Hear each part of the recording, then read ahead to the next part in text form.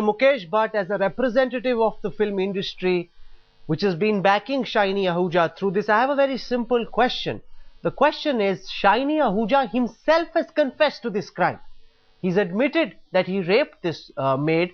Now the question is, why did he admit? There was no pressure on him. He admitted. Forget what the maid said. Was she under pressure? We'll come to that later. Why did Shiney Ahuja admit that he raped her if he did?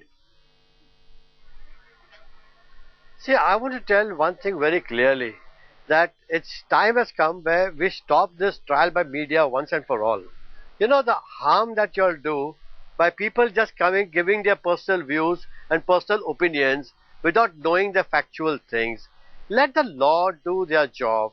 Let them, the job of the media is to report what the law has finally given a verdict.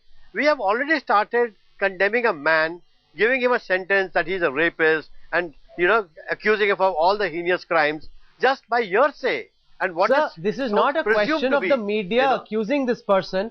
This is a question of a person coming out and admitting that he committed a particular crime. Shiney Ahuja, in a signed confession, has said that he raped this young lady. It becomes so convenient for some people to say that the rich people are powerful and money exchanges hands, and that's why this maid must have backtracked now. It suits them to say that, because always you have to take the side of the poor, and always the rich is supposed to be very bad, which is quite obnoxious according to me. That's not the question I'm asking you, Mr. Bhatt.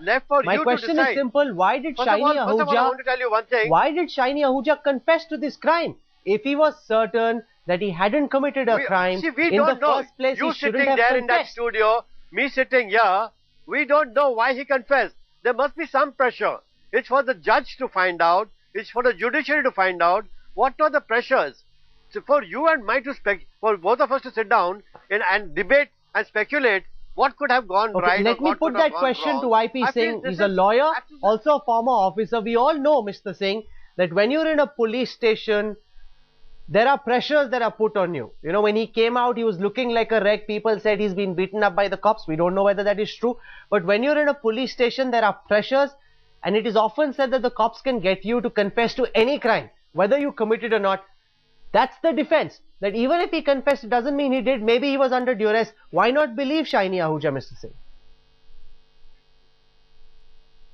I think the confession made by Shiney Ahuja was before the police, and under Section 25 of the Indian Evidence Act, this is totally inadmissible. In fact, the act of the police to extract a confession itself is illegal because the law doesn't provide them taking a confession. But certainly it happens many a time that the accused is rich and powerful, and there are certain evidences are created whereby the certain loopholes are created in the charge sheet whereby the accused gets out of it. But as far as Shiney Ahuja is concerned, I think the trial was, the investigation was so much under the gaze of the media that no cop would ever venture to do anything which shall undermine the merit of the case. I think it was the defense of Shiney Ahuja primarily that he had a sexual relationship, but that relationship was consensual in nature, and the allegation of rape was not correct. Perhaps that was his entire defense, but maybe that his legal planning or whatever it is did not go the right way,